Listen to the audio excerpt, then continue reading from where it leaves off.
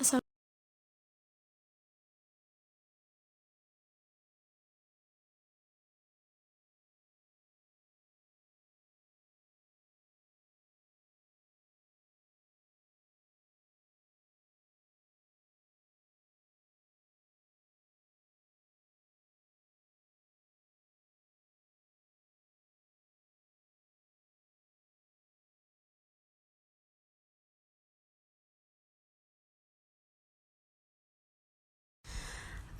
Pada materi Fundamental of Corporate Governance ini, kita akan membahas 3 materi dasar, yaitu yang pertama ada konsep dasar tata kelola perusahaan, yang kedua terdapat prinsip tata kelola perusahaan, dan yang ketiga terdapat paradigma baru tata kelola perusahaan.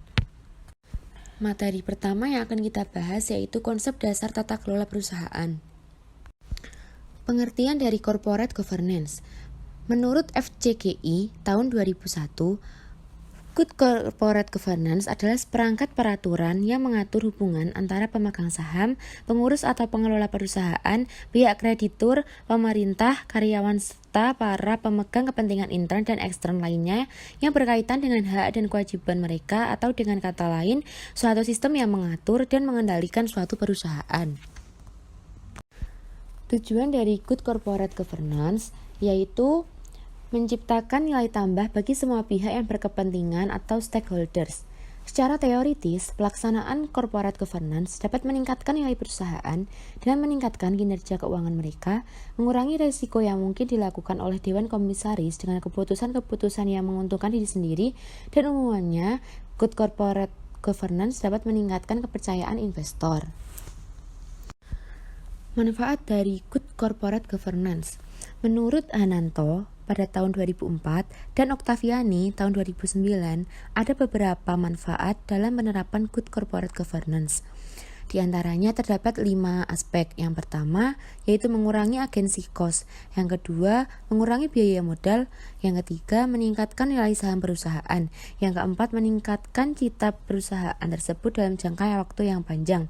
Yang kelima, menciptakan dukungan dari para stakeholders dalam lingkungan perusahaan terhadap strategi dan kebijakan dalam perusahaan tersebut. Selanjutnya kita akan membahas mengenai subbab kedua, yaitu prinsip dari corporate governance. Selanjutnya yaitu prinsip good corporate governance dalam tata kelola perusahaan terbagi menjadi 5 prinsip.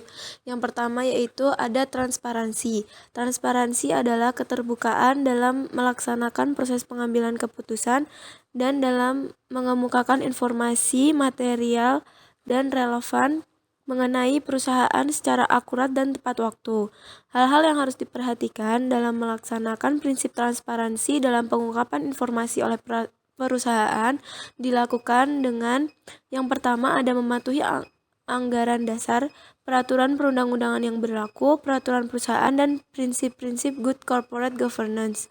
Yang kedua yaitu menyediakan informasi, baik informasi yang wajib, sukarela, tetapi menjadi nilai tambah bagi perusahaan dan tidak mengurangi kewajiban perusahaan untuk memenuhi ketentuan kerahasiaan kepada pemegang saham dan stakeholder secara akurat dan tepat waktu, serta mudah diakses sesuai dengan batasan yang ditetapkan perusahaan. Yang kedua yaitu ada prinsip akuntabilitas.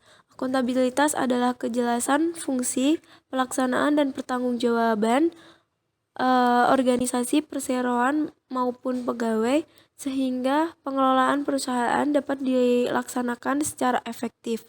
Pada prinsip ini, Saxvindo mengenal 3 jenis tingkatan akuntabilitas dalam setiap aktivitas perseroan, yang meliputi yang pertama ada akuntabilitas individual. Akuntabilitas individual merujuk kepada hubungan akuntabilitas dalam konteks atasan-bawahan. Akuntabilitas berlaku kepada para pihak, baik yang mempunyai wewenang maupun yang mendapatkan penugasan dari pemegang wewenang atau pelimpahan tugas. Yang kedua ada akuntabilitas unit kerja atau tim. Akuntabilitas unit kerja atau tim merujuk kepada adanya akuntabilitas yang ditanggung bersama oleh suatu unit kerja atau tim atas pencapaian atau tidak tercapainya tugas yang diterima. Yang ketiga ada akuntabilitas korporasi. Akuntabilitas korporasi merujuk kepada akuntabilitas perusahaan dalam menjalankan peranan sebagai estimasi usaha, bertanggung jawab atas aktivitas bisnis yang dijalankannya. Yang selanjutnya ada pertanggungjawaban. Prinsip pertanggungjawaban adalah kesesuaian pengelolaan perusahaan terhadap peraturan perundang-undangan yang berlaku, termasuk peraturan dan kebijakan perusahaan dan prinsip-prinsip korporasi yang sehat. Pertanggungjawaban juga diikuti dengan komitmen untuk menjalankan aktivitas bisnis sesuai dengan standar etika atau sesuai dengan kode etik. Hal-hal yang harus diperhatikan dalam melaksanakan prinsip pertanggungjawaban adalah menjadikan perusahaan sebagai good corporate government yang antara lain diwujudkan dengan yang pertama ada pemenuhan kewajiban terhadap regulator International Federation of Inspecting Agencies atau IFIA dan pemegang saham secara tepat waktu. Yang kedua, pengelolaan lingkungan sesuai standar yang ditetapkan oleh peraturan perundang-undangan. Yang ketiga, perlindungan terhadap hak-hak stakeholder secara umum. Dan yang terakhir, kewajiban perusahaan dalam memperhatikan kepentingan stakeholder lainnya. Yang selanjutnya ada prinsip kemandirian. Prinsip kemandirian adalah suatu keadaan di mana perusahaan dikelola secara profesional tanpa begitulah kepentingan dan atau pengaruh dari pihak manapun yang tidak sesuai dengan perundang-undangan yang berlaku dan prinsip-prinsip korporasi yang sehat. Hal-hal yang harus diperhatikan dalam melaksanakan prinsip kemandirian adalah pertama, mengambil keputusan secara objektif berdasarkan data dan informasi yang dapat dipertanggungjawabkan serta bebas dari kepentingan individu, kelompok maupun golongan tertentu. Kedua, menghormati hak dan tanggung jawab masing-masing perusahaan sesuai dengan anggaran dasar dan peraturan perundang-undangan yang berlaku. Kemandirian menjadi penting dalam masing-masing perusahaan untuk menjalankan tugas dengan sebaik-baiknya untuk kepentingan perusahaan dan dapat dimintai akuntabilitasnya atas pelaksanaan tugas masing-masing. Dan yang terakhir ada prinsip kewajaran. Kewajaran adalah keadilan dan kesehatan dalam memenuhi hak-hak stakeholder yang muncul berdasarkan perjanjian perundang-undangan, kebijakan perusahaan, peraturan perundang-undangan perusahaan, peraturan perusahaan dan ketentuan lainnya seperti prinsip-prinsip korporasi yang sehat. Hal-hal yang harus diperhatikan dalam melaksanakan prinsip kewajaran adalah yang pertama, memberikan informasi kepada pemegang saham sesuai dengan haknya atau tanpa membedakan jumlah kepemilikan saham. Yang kedua, memberikan kesempatan yang sama tanpa diskriminasi kepada stakeholder untuk menyampaikan masukan pendapat bagi kepentingan perusahaan sesuai dengan mekanisme yang ditetapkan perusahaan. Dan yang terakhir, memberikan reward dan punishment sesuai dengan kebijakan yang berlaku. Materi yang ketiga, paradigma baru tata kelola perusahaan. Menurut Slaver dan Wisny, pada tahun 1997, tata kelola perusahaan berurusan dengan cara-cara di mana pemasok keuangan ke perusahaan meyakinkan diri mereka untuk mendapatkan pengembalian investasi mereka. Paradigma baru tata kelola perusahaan.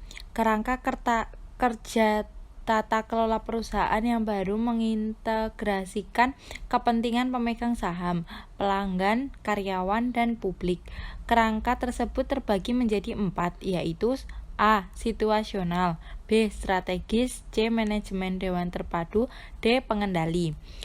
Lalu terdapat 2 batasan utama kerangka kerja baru tata kelola perusahaan, yaitu 1.